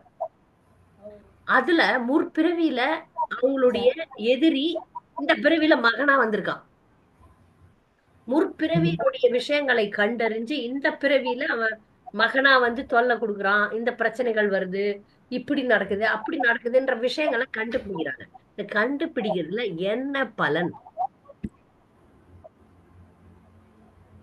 என்ன பலன்? ஒரு பலனும் இல்ல. நீங்க போன பிறவில மகாராணி, நான் கண்டுபிடிச்சு சொல்றேன், என்ன பலன்? இந்த பிறவில நான் பிச்சைக்காரி, போன பிறவில நான் மகாராணி, என்ன பலன்? ஒரு பலனும் இல்ல. போய் யாருக்கிட்ட நான் போன பிறவில இங்கிலாந்து மகாராணி, என் சொத்து எல்லாம் குடும்பம்னா யாருன்னா கேட்பாங்களா? அடிப்பாங்க, கண்ணத்திலே அடிச்சு அனுப்புவாங்க. போமா சொல்லுவாங்களா இல்லையா? சொல்லுவாங்க. அதனால தெரிஞ்ச என்ன பலன்? அதனால விட்டுருங்க. கர்ம வினையை பத்தி யோசிக்காதீர்கள், பக்தி செய்யுங்கள், அவ்வளவுதான். நம்ம யோசிச்சு அறியலாம், நான் வேணான்னு சொல்ல. நீங்க தவம் பண்ணி அறியலாம், இந்த மாதிரி ஆளுங்கிட்ட போய் போன பிறவி என்ன நடந்ததுன்னு கண்டுபிடிக்கலாம். கண்டுபிடிச்சு பிரயோஜனம் இல்லையே, நேர விரயம். இல்ல, எனக்கு ஒரு சின்ன துக்கம் வந்துருச்சு மாதாஜி. இன்னைக்கு 2 நாளுக்கு முன்னாடி என்னன்னா, ஒரு கிளாஸ் கேட்டே இருந்த அந்த லெக்சர்ல இது நீங்க சொன்னதுதான் சொன்னாங்க, நம்ம கர்மத்தை போலதான் நம்ம வாழ்க்கையே, அது தெரியாம இருக்காதுன்ட்டு. சோ அப்ப என் ஃபேமிலி நான் எனக்கு ப்ராப்பர்ட்டி கொடுக்கணும் நிறைய திட்டி இருக்கிற மாதாஜி, நிறைய திட்டி கேஸ் கொடுத்து எங்க பெரியம்மாள் அவர் செத்துட்டாரு இப்போ, அவர் அடிச்சு எனக்கு அதெல்லாம் ஒரு ஃபீல் ஆயிடுச்சு. ஐயோ நான் வேணும் பக்திக்கு வந்து இனிஷியேஷன் வாங்கி இந்த தப்பு பண்ணிருக்கிறேன்ட்டு. இல்ல போனதை பத்தி நம்ம கவலையே படக்கூடாது. ஒண்ணு மட்டும் தெரிஞ்சுங்க பக்தர்களே, போன வாழ்க்கையை திருப்பி கொண்டாட முடியாது. இனி அந்த தவறுகளை செய்யாதீர்கள், அவ்வளவுதான். நம்மை கண்டிப்பா கிருஷ்ணர் காப்பாத்துவார். நமக்கு தேவையான ரொட்டி கப்படா மக்கான் கண்டிப்பா கிருஷ்ணர் கொடுப்பார். அதனால அதற்காக நம்முடைய நேரத்தை வீணாக்க வேண்டாம். என் கர்ம வினை என்னன்னு போராட வேண்டாம். நம்ம கடிச்ச பாம்பை போய் தேடி கண்டுபிடிச்சு நேரத்தை வீணாக்க வேண்டாம். உயிர் போய் கொண்டிருக்கிறது பக்தர்களே, உயிர் போய் கொண்டிருக்கிறது. உயிரை காப்பாத்துங்கள். உயிரை காப்பாத்துறதுன்றத பக்தி செய்ய வேண்டும். இந்த பிறவியில் கிருஷ்ணரை அடைய வேண்டும். நாம ஜபம் போதும், வேற எதுவும் வேண்டாம். ஒரு நொடி பொழுதுல கர்ம வினையை பகவான் அழிக்கிறார். தீனால் தூசாகும் செப்பேலோ ரெம்பாவாய் ஆண்டாள் சொல்றார். தூமலர் தூவி தொழுது வாயினால் பாடி மனத்தினால் சிந்திக்க. இதுதான் கவனமா கேட்கணும். நீ சாமிக்கு பூ போடு, துளசி மாலை கட்டி போடு, வாயினால பாடு, வாயில பாடு, மனசுல சிந்திக்கணும். வாயில பாடிட்டு மனசை எங்கேயும் வைக்க கூடாது. வாயினால் பாடி மனதினால் சிந்திக்க. போய பிழையும் நீ இனி பண்ண போற தப்பு கூட மன்னிச்சிருவாங்களாம். போய பிழையும் புகுதருவான் தீயினால் தூசாகும். தீயில போய் ஏதாவது ஒரு பஞ்ச போடு, என்ன ஆகும்? பஸ்மம் ஆயிடும். அந்த மாதிரி நாம கோடி கோடி கோடி கோடி பாவங்கள்லாம் பகவானுடைய கதையை கேட்பதனாலும் பக்தர்கள் சங்கத்தில் இருப்பதாலும் ஜபம் செய்வதாலும் தூசா மாறிடும். அதுலதான் இறங்கணும். நம்ம அதுல இறங்கணும். தீவிரவாதியாக இருங்கள். அப்ப கர்ம வினை இடம் இல்லாம போயிடும். அது பகவான் செய்யறார், வாக்கு கொடுக்கிறார். மா சூச்சக அதுல உனக்கு சந்தேகமே வரக்கூடாது. சர்வதர்மான் பரித்தேஜ மாம் ஏகம் சரணம் பிரஜ. என்ன மட்டுமே சரணடை, நான் உனக்கு சகல பாவத்துல இருந்து விடுதலை தரேன். அதுல நீ சந்தேகப்படாத. அப்ப பகவான் பெயர்லயும் பகவானுடைய நாமத்தின் பெயர்லயும் நம்பிக்கை வைத்து நம்ம கர்ம வினையை ஏன் யோசிக்கணும்? யோசிச்சீங்கன்னா டென்ஷன் ஆயிடுவீங்க. போன பிறவில நீ கொலைக்காரன் அப்படின்னு வரும். போன பிறவில இவ்வளவு பாவங்கள் செய்தன்னு வரும். போன பிறவில இந்த மாதிரி பித்தலாட்டம் குத்தலாட்டம் எல்லாம் பண்ணன்னு வரும். எப்படி இருக்கும்? தாங்க முடியுமா? முடியாது. விட்டுருங்க. நீ போனதை பத்தி நம்ம கண்ட்ரோலே இல்லையே, என்ன பண்ண முடியும்? போன விஷயங்களை மறந்து விட்டு இனி நான் பாவி என்பதை புரிந்து கொண்டு, அது முக்கியம். நான் பாவங்கள் செய்திருக்கிறேன், நான் ஒரு பாவி, என்னை விட தாழ்த்தப்பட்ட ஜீவன் எதுவும் கிடையாது, சைத்தன்ய மகாபிரபுவே என்ன காப்பாத்துங்கன்னு பாடுறாங்கல்ல. ஸ்ரீ கிருஷ்ண சைத்தன்யா பிரபு தயாகாரோ மோரே तोमा बिना के दयाल जगत संसारे पतित पावन हेतु तव अवतारा मौसम पतित प्रभु ना पाइबे आरा. இந்த பாட்டு தினமும் பாடணும். நம்ம பாடுறோமா இல்லையா? என்ன அர்த்தம்? என்ன மாதிரி மோசமான ஜீவாத்மா யாரும் கிடையாது. நீங்க அவதாரம் எடுத்ததே மோசமான ஜீவாத்மாவை காப்பாத்துறதுக்கு தான். நான் தான் மோசமான ஜீவராசி, என்ன நீங்க காப்பாத்துங்க, சரணடைறேன். எல்லா பக்தரும் பாடணும். இதை உணர்ந்தா போதும். கண்டுபிடிக்க தேவையில்லை. எந்த பாம்பு கடிச்சிச்சு, எப்படி கடிச்சிச்சு, எங்க கடிச்சது, அதெல்லாம் கண்டுபிடிக்க வேணாம். உயிர் போயின்னு இருக்கு, டாக்டர்கிட்ட ஓடுங்க. பாம்பு கடிச்சிச்சு, கர்மவினை இருக்கு, கூட கூடையா இருக்கு, அதெல்லாம் ஆராய்ச்சி பண்ண வேண்டாம், சரணடைவோம். புரிஞ்சிருக்கோம் மாதாஜி? இந்த சைத்தன்ய மகாபிரபு அந்த ஒரு பக்தர் பேர் சொன்னீங்களா, அவர் பேர் என்ன மாதாஜி? மைண்ட்ல நிக்கல. கோல வேச்ச ஸ்ரீதர். கோல வேச்ச, கோலன்னா வாழைப்பழம், ஓ வேச்சன்னா விக்கிறவர். கோல வேச்ச, கோல வேச்ச ஸ்ரீதர். ஸ்ரீதர் ஞாபகம் வச்சுங்க, கோல வேச்ச Sridhar. Okay okay okay Mataji. வாழைப்பழம் விக்கிற ஸ்ரீதர். Okay okay Mataji. ஹரே கிருஷ்ணா மாதாஜி. அனிமா மாதாஜி சொல்லுங்க. மாதாஜி, இன்னைக்கு ஞாபக ஜபத்தை பத்தி நல்லா சொன்னீங்க, ரொம்ப சந்தோஷமா இருக்கு மாதாஜி. உங்களுடைய கிளாஸ் கேட்கறதுக்கு பகவானுடைய கருணை எனக்கு கிடைச்சதுக்கு ரொம்ப தேங்க்ஸ் மாதாஜி. ஹரே கிருஷ்ணா. ஹரே கிருஷ்ணா, ஹரே கிருஷ்ணா. நன்றி மாதாஜி. விசேஸ்வரி மாதாஜி. ஹரே கிருஷ்ண மாதாஜி. இது பொதுவான கேள்வி. ஆ, இது இப்ப கும்பமேளால நிறைய பேர் இந்த அமாவாசை அன்னைக்கு இறந்து போயிட்டாங்க. ம். அப்ப பொதுவா இஸ்கான் பக்தர்கள் கூட சொல்றாங்க அவங்க எல்லாம் டைரக்டா லிபரேட் ஆயிட்டாங்க அப்படின்னு சொல்றாங்க. இந்த கேள்வியை பத்தி நானும் பேசணும்ட்டு ஆசைதான். நீங்களே கேள்வி கேட்டீங்க, எனக்கு பேசணும்ன்ற ஆசையை நிறைவேத்துறீங்க. அப்படி வேணா நான் என்ன சொன்னேன்னா, எனக்கிட்ட அந்த மாதிரி எனக்கு கேள்வி வரையில நான் என்ன சொன்னேன் அப்படின்னா அவ்வளவு ஒண்ணு ஈஸி இல்ல லிபரேட் ஆகுறது. அவங்க அந்த கான்சியஸ்ல நம்ம இருந்தாதான் மட்டும்தான் நான் கிருஷ்ணரோட உலகத்துக்கு போக போறேன், இல்ல இது ஆன்மீக உலகம் போக போறேன் அப்படின்ற கான்சியஸ்ல அவங்க உயிரை விட்டு இருந்தா. ஏன்னா வாபி ஸ்மரன் பாவம்ன்றாரு. ரெண்டாவது கலியுகத்துல லிபரேட் ஆகிறதுக்கு ஒரே வழி பகவானோட புனித நாமத்தை உச்சரிக்கிறது, பக்தி தொண்டு பண்றதுதான் சொல்றாங்க. அப்ப இது எனக்கு சந்தேகமா இருக்கு அப்படின்னு சொல்லிட்டேன். இது லிபரேட் ஆயிருப்பாங்கன்னா, அது முக்தி அடைந்திருப்பாங்கன்னா எனக்கு சரியில்ல அப்படின்னு சொல்லிட்டேன். அதனால நான் உங்கள்ட்ட கேட்கிறேன். நீங்க சொன்ன பதில் சரியான பதில் மாதாஜி. இது கோலோக விருந்தாவனம், சரியா? மோக்ஷம் அப்படின்றதுக்கு பல அர்த்தங்கள் இருக்கு. மோக்ஷம் அப்படின்னா லிபரேஷன், விடுதலை, முக்தி அப்படின்றதுக்கு பல அர்த்தங்கள். பொதுவா மக்களுக்கு பௌதிக துன்பங்கள்ல இருந்து விடுதலை, அது ஒண்ணு இருக்கு. அந்த பௌதிக துன்பங்கள்ல இருந்து விடுதலை அவங்க பக்தரானா இருந்தால் ஒழிய கோலோக விருந்தாவனம் கிடையாது, ஆன்மீக உலகமும் கிடையாது. அவங்க நினைக்கிறாங்க துன்பத்துல இருந்து விடுதலை சொர்க்கலோகத்துக்கு போயிருக்கலாம். ஏன்னா அவங்களுக்கு இப்ப இந்த பார்க்கடலை கடைஞ்சு அமிர்தம் வர்றதே சொர்க்க வாழ்க்கைக்காக தானே. யாராவது தூய கிருஷ்ண பக்திக்காக அமிர்தத்தை கடைஞ்சாங்களா? இல்ல. Okay okay. அதனால மோட்சம் என்பது இது விடுதலை, பௌதிக வாழ்க்கையினுடைய துன்பத்திலிருந்து விடுதலை கண்டிப்பா கிடைச்சிருக்கும். அடுத்த ஸ்டெப்ல நீங்க சொன்ன மாதிரி ஒரு பக்தராக இருந்து நான் பக்திக்காக அங்க போய் அங்க நான் பகவானை நினைச்சேன்னா கண்டிப்பா போயிருக்கலாம். நீங்க சொன்ன பதில் சரிதான். ஏன்னா வாபி ஸ்மரன் பாகம் அந்த காலேஜ மாமேவ எப்போ அவங்க அதை உயிரை விடும்போது நான் கிருஷ்ணர்கிட்ட தான் போனோம், என் வாழ்க்கை முழுக்க கிருஷ்ணருக்காக தான் நான் செலவு பண்ணேன், நான் பகவானை அடைய வேண்டும், பகவானை அடைய வேண்டும்னு வாழறவன் தானே பகவான் கிட்ட சாகும்போது பகவான் கிட்ட போக முடியும். இங்க வந்தா பௌதிக வாழ்க்கையின் துன்பத்திலிருந்து விடுதலை, முக்தி. பொதுமக்கள் பாமர மக்களுக்கு எல்லாம் என்ன தெரிய போகுது? இந்த நாகபாபாங்கெல்லாம் யோகிகள். நம்ம பாக்குறோம் இதை பண்றான் அதை பண்றான்னு காட்டுறாங்க, பட்டப்பட்டியா திருநூறு வச்சுக்கிறான், அரு அரு மகாதேவ் அப்படின்றான். அவனுடைய என்ன என்ன என்ன கத்திட்டு இருக்கிறான், யார் குரு, என்ன பண்றான், அதை பொறுத்து அவனுடைய இலக்கு. அவங்க அப்படி பறக்குறாங்க, இதை பண்றாங்க அதை பண்றாங்க, ரொம்ப ரஃப்பா இருக்கிறாங்க, ஜடாமுடி வச்சுட்டு அப்படியே ஆட்டம் போடுறாங்க, என்னென்னவோ பண்றாங்க. அவங்களுடைய ஆசை என்ன? அதற்கேத்த மாதிரிதான் நடக்க போகுது. இப்ப இந்த மிதிப்பட்டு செத்து போனவங்க எல்லாம் கண்டிப்பாக புண்ணியவாதிகள். ஏன்னா அங்க புண்ணியம் நிறைந்திருக்கிறது. அந்த தண்ணி சொல்றாங்க, திரிவேணி சங்கத்துல இவ்வளவு பேர் குளிக்கிறாங்கல்ல, அந்த தண்ணியில ஒரு கிருமி கிடையாதாம்.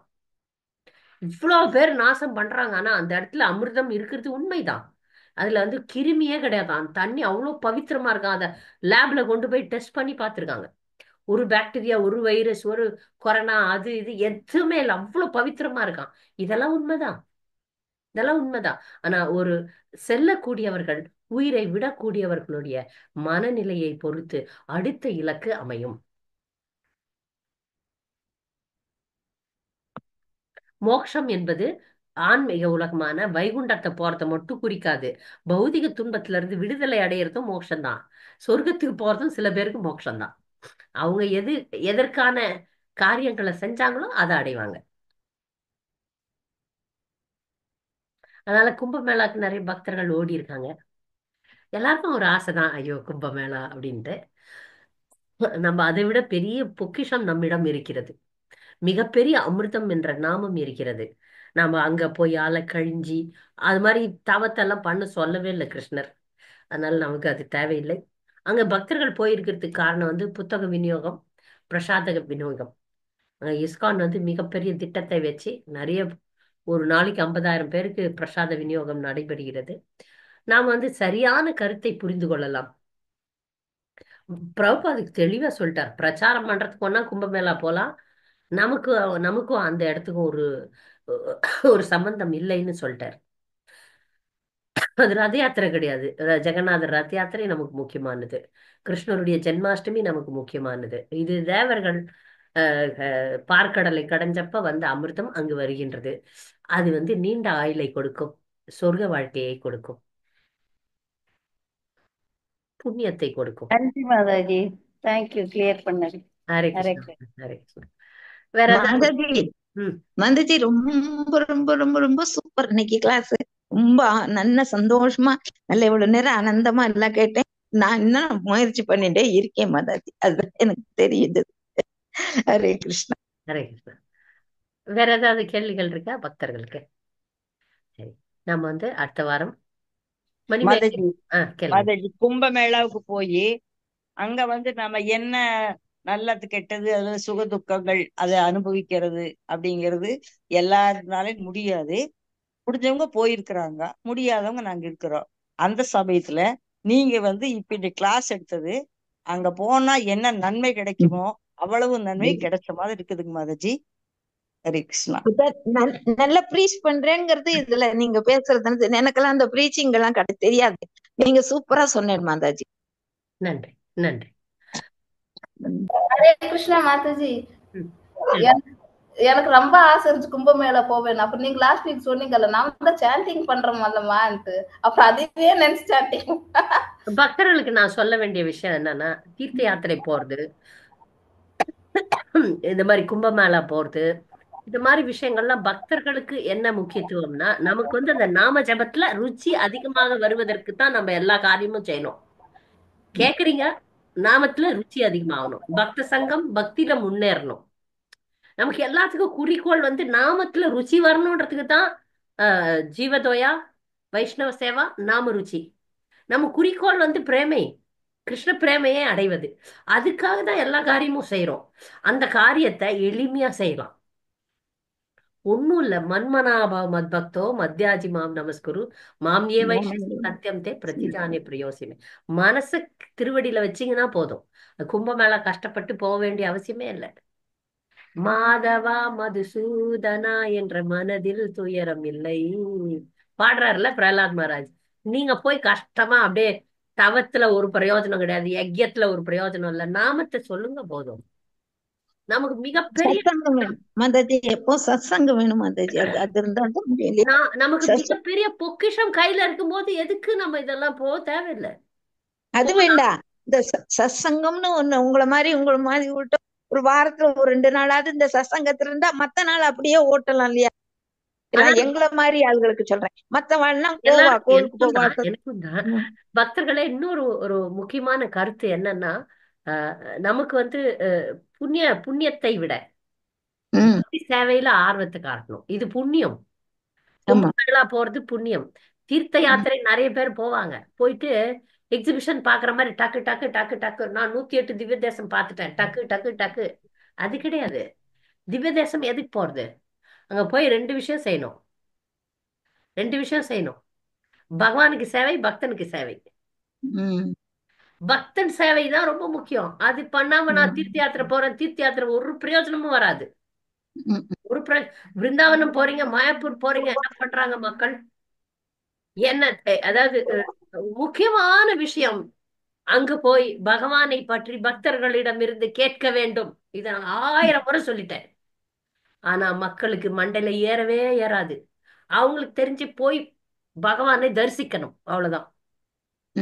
பக்த சங்கம் ரொம்ப முக்கியம். நீங்க தீர்த்த யாத்திரை போறீங்கன்னா அங்க ஒரு பக்தரை கண்டுபிடிச்சு அவருக்கு சேவை செய்து அவங்க கிட்ட இருந்து கேட்கணும். இது செய்யும் போதுதான் பகவானை பார்ப்பதற்கான அறிவை பகவான் கொடுப்பாரு. இல்லைன்னா போய் சிலைய பார்த்துட்டு வேடிக்கை பார்த்துட்டு வருவீங்க. அதனால கும்பமேளாவுக்கு போறவங்க எல்லாம் அப்படிதான் போறாங்க, புண்ணியத்தை தேடுவதற்கு, சுயநலமா இருக்கிறதுக்கு போறாங்க. நாம வந்து சேவை செய்ய வேண்டும், பகவானை திருப்தி செய்ய வேண்டும், பக்தர்களை திருப்தி செய்ய வேண்டும்ன்ற மனப்பாங்கு மாறணும். அப்படி மாறலன்னா அங்க போய் என்ன பிரயோஜனம் சொல்லுங்க? அதனால இதை புரிந்து கொள்ளுங்கள். எந்த சேவையும் நாம ருச்சியை அதிகரிப்பதற்காக இருக்க வேண்டும், அவ்வளவுதான். ஒரு ஒரு சின்ன உதாரணம். நாங்க வந்து வியாச பூஜைக்கு திருப்பதி போயிருந்தோம். போன உடனே அங்க வந்து எல்லாமே அனௌன்ஸ் பண்ணுவாங்க, இந்தந்த நேரம் இந்தந்த ப்ரோக்ராம் இருக்குன்ட்டு. அப்போ அங்க வந்து இருந்த மக்கள்லாம் வந்து நிறைய மக்கள் வந்திருந்தாங்க, டிவோட்டிஸ் வந்திருந்தாங்க. பாதி கூட்டம் காணும், ஏன்னா கிளாஸ் கொடுப்பாங்க. பெரிய பெரிய பக்தர்கள்லாம், என்னுடைய குருதேவர் கொடுத்தார், அது முக்கியமான கிளாஸ், பாகவதம் கிளாஸ் கொடுப்பார். அதுக்கப்புறம் பெரிய பெரிய பக்தர்களை வச்சு வகுப்பு கொடுப்பாங்க. நடுவுல சாதாரண பக்தர்கள்லாம் வந்து, அம்மா இது பத்மாவதி இது என்ன கோயில், அலமேலு மங்காபுரம் போலாம் வாங்க, கோவிந்தராஜ பெருமாள் கோயிலுக்கு போலாம் வாங்க, மேல போலாம், இங்க போலாம், இங்க போலாம் அப்படின்ட்டு கூப்பிடுவாங்க. அப்போ ஒரு முறை ஒரு பக்தர் என்ன ரொம்ப தீவிரமா கூப்பிடுறாங்க. ஆனா அந்த கிளாஸ் அன்னைக்கு கொடுத்த அந்த ஒரு பக்தருடைய வகுப்பு மிக மிக முக்கியமானது. என்னுடைய குருதேவருக்கு சமமான ஒரு பக்தர் அங்க கிளாஸ் கொடுக்குறாரு. அப்போ அப்போ இப்ப அங்க நிராகரிக்கணும். ஒரு பக்தர் கார் வச்சுன்னு கூப்பிடுறாங்க, வேணா வேணா நீங்க ஆட்டோ கிட்ட பிடிக்க வேண்டிய தேவையில்லை, வாங்க டக்குன்னு போய் டக்குன்னு அதெல்லாம் அந்த கிளாஸ் விட்டுருங்க, வாங்க வாங்க அப்படின்னு கூப்பிடுறாங்க. அப்ப இல்ல எனக்கு கால் வலி, இது நான் வரலன்னு சொல்லிட்டு கிளாஸ் உட்காந்தேன். உண்மையில் கேட்பது பார்ப்பதை விட முக்கியம். கேட்பது பார்ப்பதை விட முக்கியம்னு என்னைக்கு புரியுதோ அன்னைக்குதான் ஆன்மீகத்துல முன்னேற்றம். சிரவணம் ஃபர்ஸ்ட் சிரவணம் தானே 9ல். இன்னும் அவங்க புரிஞ்சுக்கலன்னா அங்க போய் அம்மாவை பார்த்துட்டு என்ன பண்ண போறேன், அம்மா தாயே எனக்கு பணம் கொடு, காசு கொடு, எனக்கு நோயை எடுத்துரு, அதுதான் கேட்க போறோம். அங்க அம்மா ஐயோ தலையில அடிச்சுப்பா, இதுங்கெல்லாம் ஏன் வருதுன்னு. அலமேலு மங்கா கிட்ட போயிட்டு அவ சந்தோஷப்படணும், இந்த பக்தர் வராங்க, என்ன பார்க்க வராங்கன்னு அவ சந்தோஷப்படணும். அதை விட்டுட்டு இதுங்க தொல்லைக்காக வருதுங்க அப்படின்னு அவ தலையில அடிச்சுக்க கூடாது. இந்த பக்தர் வந்தாங்களா, ஜபம் பண்றாங்களா, கீர்த்தன் பண்றாங்க, பெருமாளை பாடுறாங்க, இந்த மாதிரி பக்தர்கள் வரணும் அப்படின்னு அவ ஆசைப்படணும். அவ போய் ரெக்கமெண்ட் பண்ணுவா, என் குழந்தைகள்லாம் வந்திருக்கு, பெருமாளை காப்பாத்துங்க, என் குழந்தைகள்லாம் வந்திருக்கு அப்படின்னு சொல்லணும். அது இல்லாம சும்மா எத்த பார்த்தாலும் இதை கொடு, அதை கொடு, இதை கொடு, அதை கொடுன்னு கேக்குறீங்களே அப்படின்னு அவ முகத்தை சுளிக்க கூடாது. அது கேட்பதன் மூலமாகத்தான் இந்த அறிவு மாறும். இந்த இல்லைன்னா அங்க போய் நம்ம சாதாரண மக்களா தான் ஆயிடுவோம். அங்க போய் அலமேல் மங்கா தாய்கிட்ட போயிட்டு இதை கொடுமா, அதை கொடுமா அப்படின்ட்டு அப்படியே கேட்டுட்டு வருவோம். அப்படியே புத்தி மழுங்கிடும், நாமளும் அந்த மக்கள் பொதுமக்கள் மாதிரி மாறிடுவோம். அதனால கேட்க வேண்டும், கேட்க வேண்டும், கேட்க வேண்டும். சரியா? வேற ஏதாவது கேள்விகள் இருக்கா? இந்த உதாரணம் தான் பிரபுபாதர் வந்து விருந்தாவனத்துல பக்தர்களை எல்லாம் கூட்டிட்டு பக்தி சித்தாந்த சரஸ்வதி தாகூரார் போயிருப்பாரு. அப்ப வந்து காலையில கிளாஸ் இருக்கும், அப்புறம் வந்து அந்த நேரத்துல விருந்தாவன் பரிக்கிரமா, விருந்தாவனத்துல சில வனங்களுக்கு போற மாதிரி பிளானும் இருக்கும். அப்ப வந்து எல்லாரும் வனங்களுக்கு போக ரெடி ஆயிடுவாங்க, பிரபுபாதர் மட்டும் உட்கார்ந்து கேட்பாரு. அப்ப பக்தி சித்தாந்த சரஸ்வதி தகுர அவங்களை வந்து சொல்லுவாங்க, இதுதான் தாமத்துல வந்து பகவானோட லீலைகளை கேட்டு அதை மனசுல எடுத்துட்டு போகணும் அப்படின்றதுதான். நன்றி மாதாஜி, நன்றி. எனக்கு வந்து பர்சனலா ஒரு அனுபவம், அதை நான் ரெக்கார்டிங்ல போடல, அப்புறமா சொல்றேன். ஹரே கிருஷ்ணா. அதை